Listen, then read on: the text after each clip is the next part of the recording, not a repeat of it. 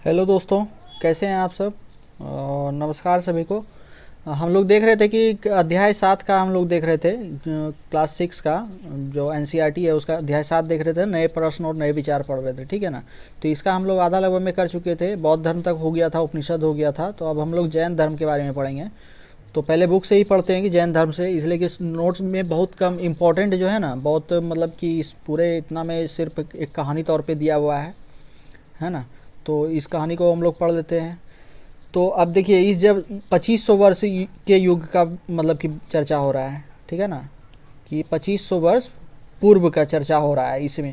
और इसी युग में क्या हो रहा था, इसी युग में जैन धर्म के सर्वाधिक महत्वपूर्ण विचारक वर्धमान महावीर ने इन्होंने अपने विचार को प्रसार किया था। तो 2500 वर्ष पूर्व में जहाँ तक हम लोग देखते हैं कि बौद्ध धर्म और उपनिषद की भी बातें हो रही थी, तो उसी समय में क्या हो रही थी, वर्धमान महावीर द्वारा अपने विचारों को प्रसार किया गया था। और यही क्या हो गया, आपका जैन धर्म में थोड़ा सा परिवर्तित हो गया। फिर वही देखते हैं कि यह जो वर्धमान महावीर थे, ये कौन थे, ये वज्जी संघ के लिच्छवी कुल के एक क्षत्रिय राजकुमार थे।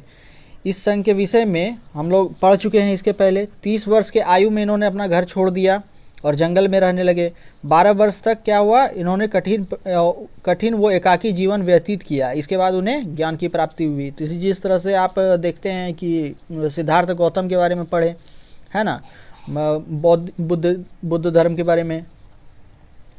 तो उसी तरह क्या था, इन्होंने भी 30 वर्ष की आयु में घर का त्याग कर दिया। उसके बाद 12 वर्ष क्या रहे कठिन और एकांकी जीवन व्यतीत किया। उसके बाद ज्ञान की प्राप्ति हुई। उसके बाद आपका उपदेश देना शुरू कर दिए थे, ठीक है ना, शिक्षा देना शुरू किया। उनकी शिक्षा क्या थी, सरल थी। उनकी शिक्षा एकदम सरल थी।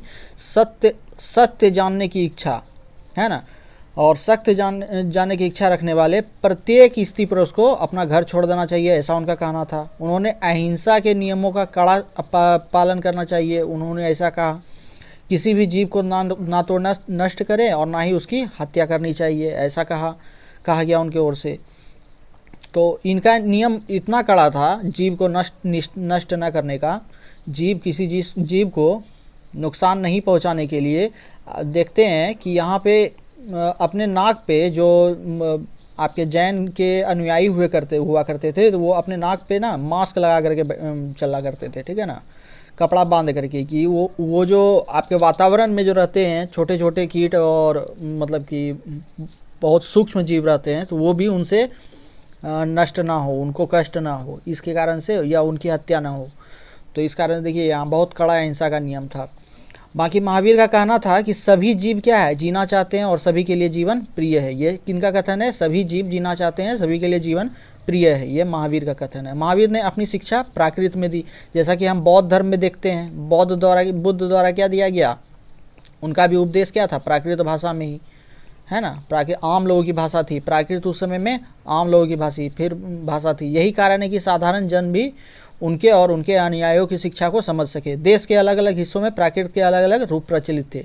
अब देखिए, प्राकृत का रूप भी अलग अलग था, ठीक है ना, प्राकृत का भी रूप अलग अलग था। तो प्रचलन क्षेत्र के आधार पर ही उनके अलग अलग नाम थे। मगध में बोले जाने वाली भाषा प्राकृत कहलाती थी, मगधी कहलाती थी, ठीक है ना। तो ये प्राकृत का ही रूप था। प्राकृत बोलने वाली भाषा प्राकृत कहलाती थी और मगधी कहलाती थी, है ना। तो यही हुआ। जैन धर्म से जाने गए महावीर के अनुयायियों को भोजन के लिए भिक्षा मांगकर सदा जीवन बिताना होता था। तो जो इनके अनुयायी होते थे जैन धर्म के, उनके अनुयायी क्या होते थे, वो भोजन के लिए भिक्षा मांगकर जीवन यापन करते थे। और भिक्षा जो है सादा जीवन बिताना होता था, भिक्षा मांगकर। पूरी तरह से ईमानदार होना पड़ता था ना, तथा चोरी ना करने की उनकी सख्त हिदायत दी, है ना। ईमानदार होना, चोरी ना करना, ये सब उनका आपका शिक्षा का मतलब कि विचार था, और शिक्षा विचार था, यही सब था कि पूरी तरह से ईमानदार होना चाहिए, चोरी नहीं करना चाहिए, ये सब सख्त हिदायत दिया गया था। ये सब होना चाहिए और उसके बाद नहीं करना है, बहुत अंतर हो जाता है। उन्हें ब्रह्मचर्य का पालन करना होता था, रहना होता था जो उनके अनुयायी थे। पुरुषों को वस्त्रों सहित सब कुछ त्याग देना पड़ता था, है ना। पुरुषों को क्या करना पड़ता था, वस्त्रों सहित सब कुछ त्याग देना पड़ता था। फिर देखेंगे जैन धर्म में आपका अधिकांश जो व्यक्ति होते थे, ऐसे कड़े नियम का पालन करना बहुत कठिन होता था। अधिकांश व्यक्तियों के लिए ये सब बहुत कठिन हुआ करता था। फिर भी हजारों व्यक्तियों ने इस नई जीवन शैली को जानने और सीखने के लिए अपने घरों को छोड़ दिया। बहुत से व्यक्तियों इसके अनुयायी बन गए। कई अपने घरों पर ही रहे और भिक्खु भिक्खनी बनकर बने लोगों को भोजन प्रदान कर उनकी सहायता करते रहे। अब देखिए, सभी घर छोड़ देगा तो फिर उनके जो भिक्षा लेकर के काम कर रहे हैं, उनका अनुयायी बने हैं, तो उनको फिर कौन देखेगा। तो इसलिए यहाँ पे ये दिया गया है, कई लोग अपने घरों में रहे और भिक्खु भिक्खनी बनकर भोजन के प्रदान करने में उनकी सहायता प्रदान की। मुख्यतः व्यापारी ने जैन धर्म का समर्थन किया। अब देखिए, मुख्यतः व्यापारियों द्वारा जैन धर्म का समर्थन किया गया। अब जैसे क्षत्रिय था, उनको युद्ध करना होता था, है ना, क्षत्रिय जो होते थे तो उनको युद्ध करना, तो वो इसलिए जैन धर्म का पालन नहीं कर सकते। व्यापारी होते थे तो व्यापारी जैन धर्म का मतलब कि समर्थन करते थे। उन्हें मतलब वो अहिंसा के मार्ग पे ऐसे भी चलते, उनका खरीद बिक्री का काम होना पड़ता था। किसान नहीं हो पाते थे क्योंकि उनको क्या था, खेत में कीड़ों पर फसल की रक्षा करने के लिए उन्हें कीड़ों मकोड़ों को मारना पड़ता था। तो इस कारण से किसान उनके अनुयायी नहीं बन सकते थे। मतलब कुछ किसान जो है छोड़ भी दिए, अपना काम न छोड़ करके शामिल हो गए, लेकिन किसान लोग क्या होते थे, इन नियमों का पालन कठिन करना हो जाता, मतलब कि पालन करना कठिन हो जाता था। बाद के सर्दियों में जैन धर्म क्या हुआ, उत्तर भारत के कई हिस्सों के साथ साथ गुजरात, तमिलनाडु, कर्नाटक में भी फैला, है ना। 2500 वर्ष के मतलब की सदियों में जो है ना, बाद के सदियों में, उसके बाद जैन धर्म कहाँ कहाँ फैला, उत्तर भारत के अलावा गुजरात, तमिलनाडु, कर्नाटक में भी फैला। महावीर तथा उनके अनुयायी क्या करते थे, शिक्षाएं कई शताब्दियों तक मौखिक रूप से ही देते रहते थे।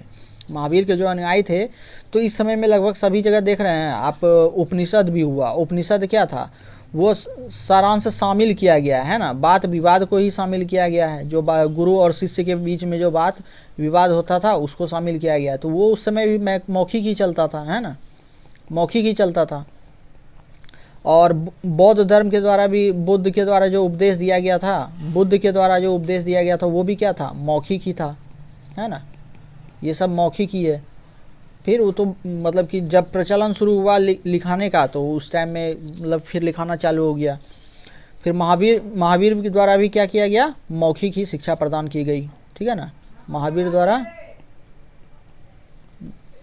उसके बाद देखते हैं, वर्तमान रूप में उपलब्ध जैन धर्म की शिक्षाएं लगभग क्या हुए, 1500 वर्ष पूर्व गुजरात में वल्लभी नामक स्थान पर लिखी गई थी, है ना। वर्तमान रूप में उपलब्ध जैन धर्म की शिक्षाएं जो है ना, 1500 वर्ष पूर्व गुजरात के वल्लभी नामक स्थान पर लिखी गई थी।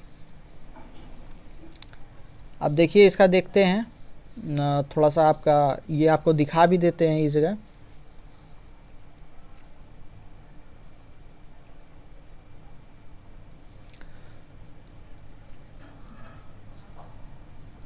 तो ये जो आप देख रहे हैं ना, गुजरात के ये वल्लभी इलाका, इस जगह क्या है, इस जगह उकेरा गया है, ठीक है ना।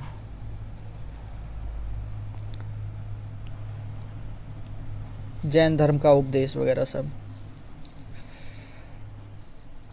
अब देखिए, इसमें जो है ना, जैन शब्द जो है ना, जिन शब्द से निकला हुआ है। जैन शब्द क्या है, जिन शब्द से निकला है, जिसका अर्थ क्या है, विजेता।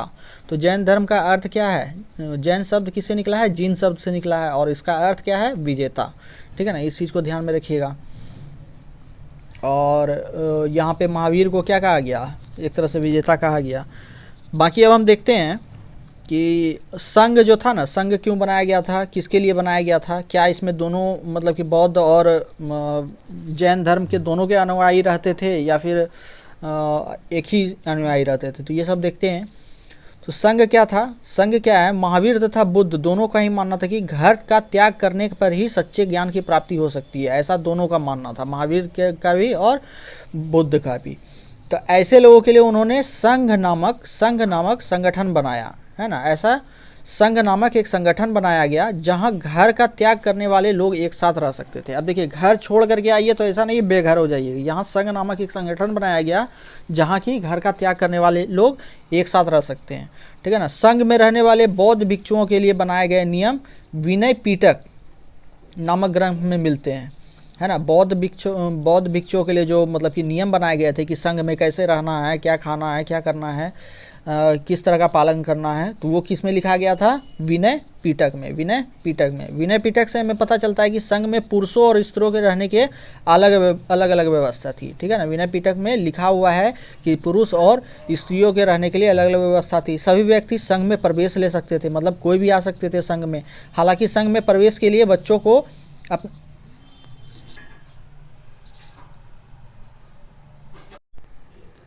हालांकि यहाँ क्या है कि बच्चों को अगर जाना होता था इस संघ में तो क्या करते थे, माता पिता से अनुमति लेते थे। और दास अगर जाते थे, दास अगर जाना चाहते थे तो वो स्वामी से, जो उनके स्वामी हैं उनसे परमिशन लिया जाता था।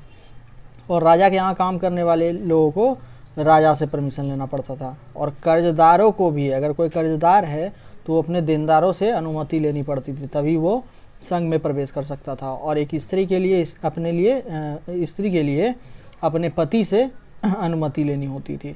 तो संघ में प्रवेश लेने वाले स्त्री पुरुष बहुत सादा जीवन जीते थे। वे अपना अधिकांश समय क्या करते थे, ध्यान करने में बिताते थे। एक दिन और दिन का एक निश्चित समय में वे शहर और गांवों में जाकर भिक्षा मांगा करते थे। यही कारण है कि उन्हें भिक्खु भिक्खनी, मतलब कि साधु भिखारी के लिए प्राकृत शब्द, ये भिक्खु भिक्खनी जो है क्या है, प्राकृत शब्द है साधु भिखारी के लिए। और इसके बाद वो आम लोगों को शिक्षा देते थे और साथ ही एक दूसरे की सहायता भी करते थे, ठीक है। तो ये आपका संघ का है कुछ बातें। और किसी तरह से अगर आपसी लड़ाई का निपटारा करने के लिए वे प्रायः क्या करते थे, बैठक किया करते थे, ठीक है ना। अगर आपस में, अगर संघ में रहते हुए कोई लड़ाई हो गई अनुयायियों के बीच, बौद्ध धर्म जैन धर्म के बीच, तो उसमें क्या किया जाएगा, बैठक में शामिल होकर के उसका निर्णय लिया जाता था। और संघ में प्रवेश करने वालों में कौन कौन थे, ब्राह्मण थे, क्षत्रिय थे, व्यापारी थे, मजदूर थे, नाई, गणिकाएँ तथा दास शामिल थे, मतलब ये सभी शामिल थे। इनमें से कई लोगों ने बुद्ध की शिक्षाओं के विषय में लिखा और कुछ लोगों ने संघ में अपने जीवन के विषय में सुंदर कविताओं की रचना की। तो ऐसा भी हुआ था। बाकी यहाँ देख सकते हैं, यहाँ आपका विहार हम देखेंगे, ठीक है ना। संघ में जो संघ का है तो वो बिहार की भी स्थापना की गई है ना। बिहार क्या किया गया था, जैसे वर्षा के मौसम में, है ना, वर्षा ऋतु में रहने के लिए, जो मतलब कि बौद्ध भिक्खु या जैन भिक्खु जो घूम नहीं पाते थे तो वो क्या करते थे, वर्षा ऋतु में इसी तरह के विहार में रहा करते थे, ठीक है ना। विहार मतलब रहने का स्थान, ठीक है। जैन और बौद्ध भिक्खु पूरे साल क्या करते थे, एक स्थान से दूसरे स्थान घूमते हुए उपदेश दिया करते थे।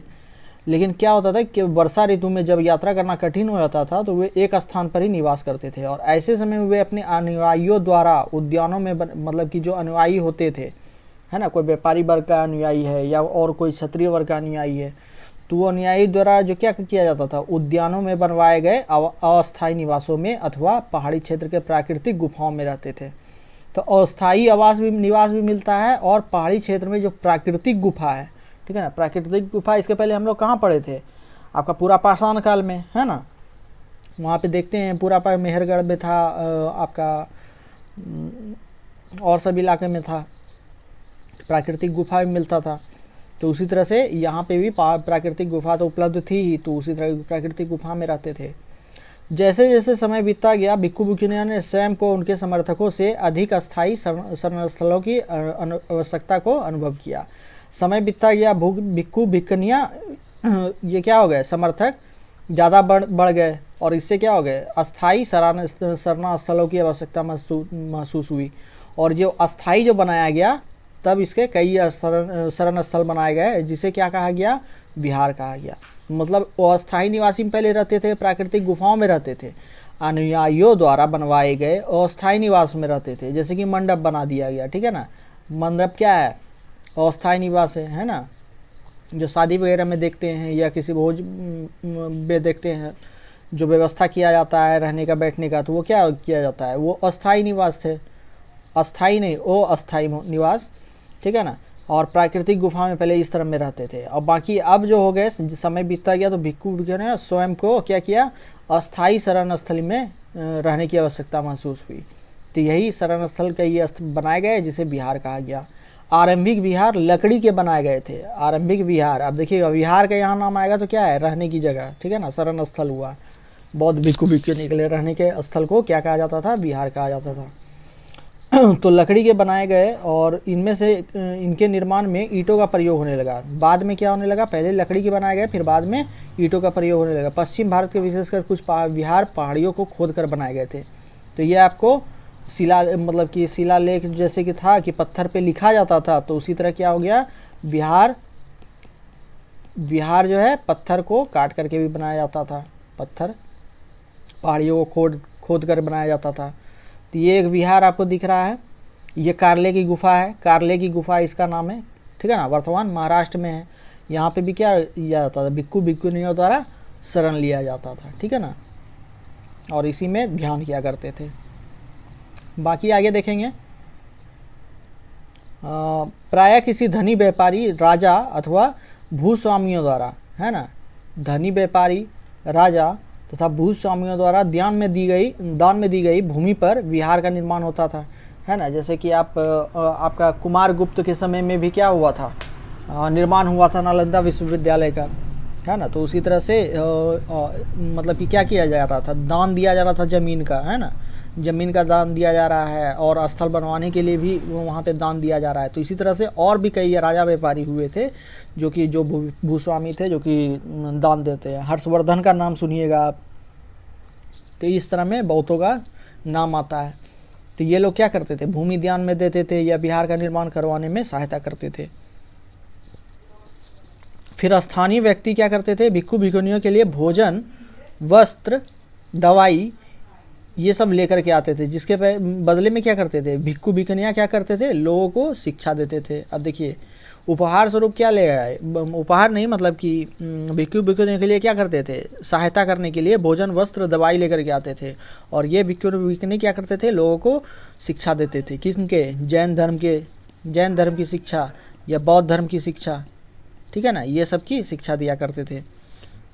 बाकी आगे आने वाली शताब्दियों में बौद्ध धर्म उपमहाद्वीप के विभिन्न हिस्सों के साथ साथ बाहरी क्षेत्रों में फैला, ठीक है ना। जैसा कि हम जानेंगे कि महेंद्र को भेजा गया था अशोक द्वारा, है ना, अपने बेटे को भेजा गया था, कहाँ, श्रीलंका भेजा गया था दूत बना करके, कि मतलब कि बौद्ध धर्म के प्रचार के लिए। तो ये बहुत समय के बाद हुआ, ठीक है ना।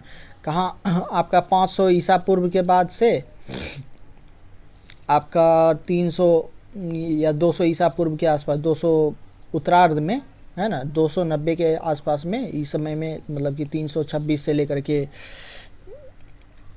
बाद से, उस समय के बाद से जो आता है, तो 290 ईसा पूर्व के काल में अशोक का देखेंगे तो उसके बेटे द्वारा क्या किया गया था, श्रीलंका भेजा गया था बेटे को। और आश्रम व्यवस्था क्या थी, इस आश्रम व्यवस्था को भी देखते हैं हम लोग, इसलिए कि हिंदू धर्म में क्या था, आश्रम व्यवस्था किया गया था।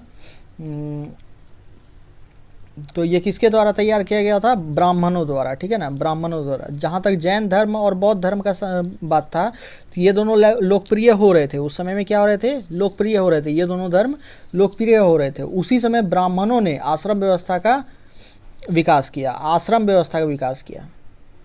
ठीक है ना। ब्राह्मणों द्वारा क्या किया गया, आश्रम व्यवस्था का विकास किया गया। यहाँ आश्रम शब्द का तात्पर्य लोग और रहने या ध्यान करने वाले के लिए प्रयोग में आने वाले स्थान से नहीं है, ठीक है ना। तो आश्रम शब्द का यहाँ मतलब जो समझते हैं जनरली कि ध्यान करने के लिए रहने वाले या फिर गुरु शिष्य जो वहाँ पे रहते हैं आश्रम में जा कर के पढ़ते थे, वैसा कोई बात नहीं है। तो यहाँ लोगों के द्वारा रहने और ध्यान लगाने के में प्रयोग जो होता है उस स्थान को का सब मतलब आश्रम नहीं है। इसका तात्पर्य क्या है, जीवन के एक चरण से, ठीक है ना।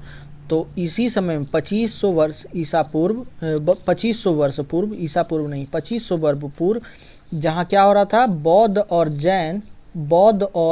जैन धर्म, है ना, ये दोनों क्या हो रहे थे, लोकप्रिय हो रहे थे। और इसी समय में क्या किया गया, ब्राह्मणों द्वारा क्या किया गया, आश्रम व्यवस्था का मतलब कि शुरू किया गया था, विकास किया गया था। और आश्रम व्यवस्था यहाँ क्या होती है, जीवन के एक चरण मतलब यही है, ठीक है ना, जीवन के एक चरण, ये स्टेज है, क्या है, लाइफ का एक स्टेज माना गया, ठीक है ना। तो आश्रम क्या है, लाइफ का एक स्टेज, जीवन का एक चरण, ठीक है। तो जैसे कि यहाँ पे दिया है कौन कौन से थे, है ना, कौन कौन से चरण थे, तो ये भी देखते हैं। तो आप समझ गए कि यहाँ पे जीवन मतलब जीवन के एक चरण से है आश्रम का मतलब, ना कि लोगों के रहने या फिर ध्यान करने के जगह का मतलब। तो एक है आपका जीवन का एक चरण था ब्रह्मचर्य, दूसरा गृहस्थ, तीसरा वानप्रस्थ और चौथा संन्यास नामक ये सब क्या किए गए, 4 आश्रमों की व्यवस्था की गई। ब्रह्मचर्य का अर्थ क्या था, ब्राह्मण क्षत्रिय तथा वैश्य से अपेक्षा की जाती थी कि इस चरण के दौरान वे सादा जीवन बिताकर वेदों का अध्ययन करें। देखिए सादा जीवन तो बिताना है ही और वेद का अध्ययन करना है। किनको किनको, ब्राह्मण क्षत्रिय वैश्य, ठीक है ना। यहाँ शूद्र का कोई बात नहीं है, ठीक है, शूद्र का कोई बात नहीं दिख रहा है आपको।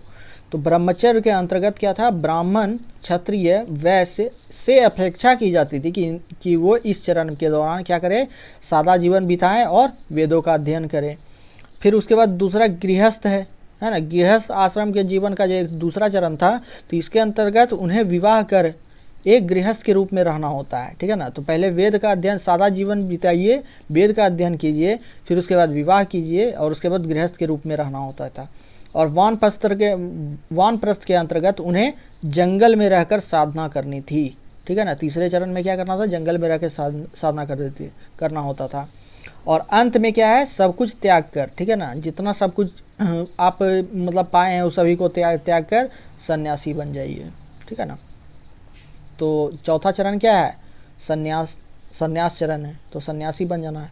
तो आश्रम व्यवस्था ने लोगों को क्या किए, अपने जीवन का कुछ हिस्सा ध्यान में लगाने पे बल दिया। आश्रम व्यवस्था ने लोगों को अपने जीवन का कुछ हिस्सा ध्यान लगाने पे बल दिया, ठीक है ना। प्रायः स्त्रियों को वेद पढ़ने की अनुमति नहीं थी। देखिए यहाँ भी स्त्रियों को वेद पढ़ने की अनुमति नहीं दी गई थी और उन्हें अपने पतियों द्वारा पालन किए जाने वाले आश्रम का ही अनुसरण करना होता था।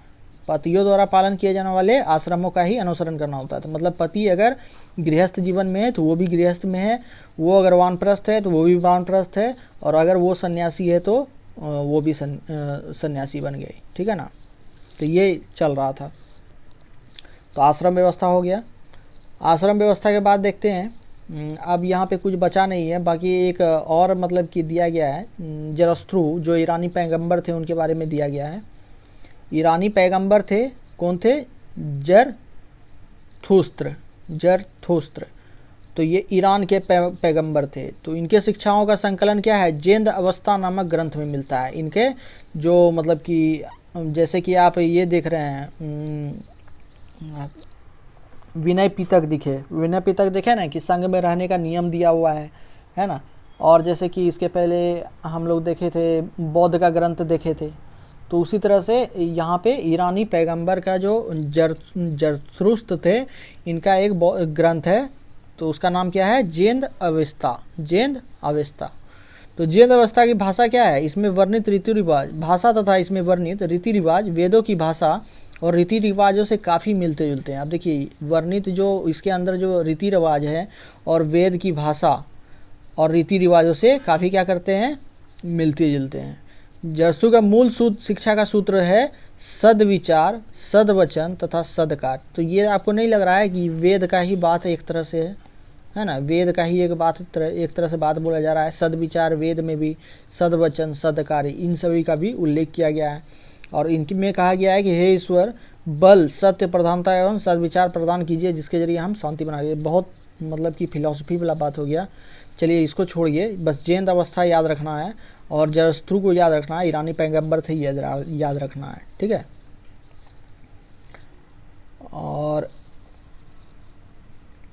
और ये जरस्थ्रू जो आप इसका एक चीज़ और जान लीजिए कि जो जरस्थ्रू क्या है कि 1000 वर्षों तक से अधिक तक जरथुस्त्रवाद ईरान का एक प्रमुख धर्म रहा, ठीक है ना। ईरान में एक प्रमुख धर्म बन के रहा। बाद में कुछ जरथुस्त्रवादी ईरान से आकर के कहाँ बस गए, गुजरात और महाराष्ट्र के तटीय नगरों में बस गए, और यही जो है अभी पारसियों के पूर्वज हैं, है ना। यही आज के पारसियों के पूर्वज हैं, है ना। पारसी लोग जो रहते हैं महाराष्ट्र व गुजरात में, तो वो जरथुस्त्रवाद के ही मतलब कि ये पारसी पूर्वज जरथुस्त्रवादी थे, ठीक है। अब इसका हम लोग देख लेते हैं नोट्स में, एकदम छोटा ऐसा नोट्स बना है, ठीक है ना। जो इम्पोर्टेंट है बस वही है, और अदरवाइज कुछ नहीं लेकर के चले हुए हैं, ठीक है। 1 मिनट।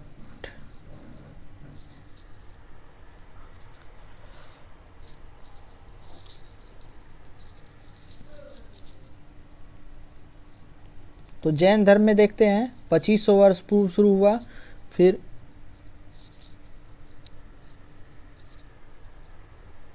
एक तो जैन धर्म में क्या है आपका 2500 वर्ष पूर्व शुरू हुआ था। और 24वें अंतिम तीर्थकार कौन थे? वर्धमान महावीर। तो ये कौन है? 24वें वो अंतिम तीर्थकार थे, ठीक है ना, वर्धमान महावीर। इसके पहले जैन धर्म का उद्भव हुआ था, लेकिन सबसे ज़्यादा प्रचलित कब हुआ? वर्धमान महावीर के उपदेश शिक्षा देने के बाद, ठीक है। अहिंसा का कठोर पालन था, इसलिए कृषक नहीं कर पाए और व्यापारियों द्वारा समर्थन मिला इनका, ठीक है ना। तो व्यापारियों द्वारा समर्थन इसीलिए मिला कि अहिंसा का कठोर पालन कर पाते थे। बाकी वर्धमान महावीर कौन थे? वज्जी संघ के लिच्छवी कुल के क्षत्रिय राजकुमार थे। अब देखिए यहाँ पे जैसे कि बौद्ध धर्म में आपको देखे थे ना कि वो क्या थे, वो भी कौशाम्बी के एक सकगान राज्य के क्या थे, आपके मतलब संबंधित थे। वो भी क्षत्रिय कुल के थे और ये भी क्षत्रिय कुल के राजकुमार थे वज्जी संघ के। और 30 वर्ष की उम्र में ही घर छोड़ दिया, 12 वर्ष तक एकांकी जीवन व्यतीत किया। और जो इनके शिक्षा देने की भाषा थी प्राकृत भाषा, और मगध में यही भाषा क्या कहलाती थी? मगधी कहलाती थी। बाकी कई शताब्दी तक मौखिक रूप से फैला था जैन धर्म। फिर शिक्षाएं लगभग क्या हो गई? 1500 वर्ष पूर्व गुजरात में वल्लभी में लिखी गई, ठीक है ना। और इसका मेन एक उपदेश था कि सभी जीव जीना चाहते हैं, सभी के लिए जीवन प्रिय है। बाकी संघ क्या है? महावीर तथा बुद्ध का मानना था कि घर त्यागने पर सच्चे ज्ञान की प्राप्ति होती है। तो इसके लिए उसके रहने की व्यवस्था के लिए क्या किया गया? संघ नामक संगठन का बनाया गया। इसमें दोनों धर्म के रहते हैं, ठीक है ना। एक चीज़ को आप देखिए, यहाँ पे महावीर और बुद्ध दोनों की बात हो रही है, ठीक है ना। तो यहाँ क्या हो रहा है? दोनों धर्म के लोग, दोनों धर्म के अनुयायी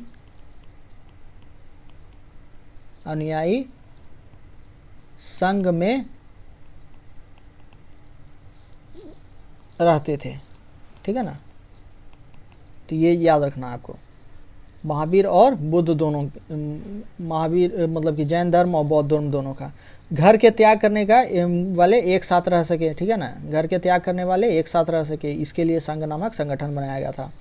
और संघ के लिए क्या किया, मतलब कि रहने का नियम जो था बौद्ध धर्म ग्रंथ में शामिल किया गया था। विनय पीटक में बौद्ध ग्रंथ था जो कि रहने वालों के लिए, संघ में रहने वाले लोगों के लिए नियम तैयार किया गया था। जैन धर्म की अवस्था क्या थी? ज्ञान, दान, क्षमा, पारमिता क्या है? परिपूर्णता, मतलब गुणों की स्थिति को दर्शाता है। परिपूर्णता मतलब कि कोई गुण है तो उसकी स्थिति को दर्शाता है। तो ये जैन धर्म की अवस्था थी। ज्ञान, फिर ध्यान, फिर दान, फिर क्षमा, फिर परिमिता, गुणों का मतलब कि गुणों को दर्शाता है।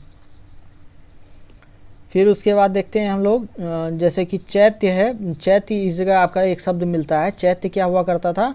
पूजा स्थल हुआ करता था। क्या है? पूजा स्थल होता है। ये लोग जो जहाँ पे बैठ करके ध्यान लगाते थे और पूजा करते थे तो वो चैत्य कहलाता था, ठीक है ना। तो चैत्य याद रखना आपको। और उसके बाद विहार, देखिए ये सब एक्स्ट्रा इन्फॉर्मेशन है, ये सब लगाए हैं आपका, तो ये एक्स्ट्रा इन्फॉर्मेशन है। बाकी विहार, देखिए विहार क्या था? अस्थायी निवास, ठीक है ना। अस्थायी निवास केवल वर्षा ऋतु के लिए निवास करने हेतु बनाए गए थे, ठीक है ना। महाराष्ट्र के काले की गुफा आपको दिखता है। बाकी आश्रम व्यवस्था में ब्राह्मणों द्वारा विकास किया गया था, जो जैन बौद्ध धर्म के लोकप्रिय होने के समय में हुआ था। आश्रम शब्द का तात्पर्य जीवन के एक चरण से है, सिंपल भाषा में। कौन कौन से चरण थे? ब्रह्मचर्य में वेदों का अध्ययन किया जाता था, गृहस्थ में विवाह किया जाता था, वानप्रस्थ में जंगल में जाकर साधना की जाती, संन्यास में सब त्याग देना जाता था। 4 आश्रमों की अब व्यवस्था है ये। और फिर जरस्थ्रू के देख लिए, जरथुस्त्रवादी का, ठीक है ना, ये भी देख लीजिएगा। तो ये आज का चैप्टर आपका कंप्लीट हो गया, चैप्टर नंबर 7, ठीक है। चैप्टर नंबर 7 कंप्लीट हो गया है। अब हम लोग इसी का, अब जो चैप्टर 7 के बाद चैप्टर 7 का एडिशनल करेंगे, ठीक है ना। जो एडिशनल करेंगे कि क्या क्या इंपॉर्टेंट है, जो कि स्टेट पीसीएस में बहुत ज़्यादा आता है, स्टेट पीसीएस में बहुत जाता है। और एक क्वेश्चन आपको किसी साल में आपको टकरा भी सकता है आपका ये यूपीएससी वाले में, ठीक है। तो इस चीज़ को ध्यान में रखिएगा।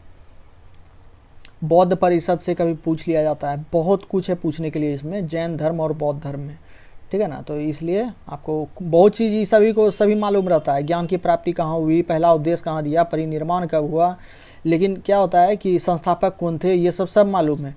लेकिन बौद्ध परिषद में बहुत कोई कंफ्यूज होता है, ठीक है ना। आयोजन कौन करवाया था वो बहुत इंपॉर्टेंट हो जाता है। बौद्ध के धर्म के वहाँ उस पहली बौद्ध परिषद के अध्यक्ष कौन थे, उनका नाम आ जाता है, ठीक है ना। कौन कौन से पीटक में विभाजित हुए ये पता मतलब चल जाता है। पहला आयोजन हुआ, फिर उसके बाद दूसरा आयोजन किस वर्ष में हुआ, कहाँ पे हुआ, तो ये सब बहुत इंपॉर्टेंट रहता है। तो इस क्लास को मिस मत कीजिएगा, और अगर नहीं हो तो इसको दोबारा देखिएगा, ठीक है। तो ठीक है, अभी के लिए बस इतना ही करते हैं, नेक्स्ट क्लास में आपको इसी का पढ़ाएंगे, ठीक है।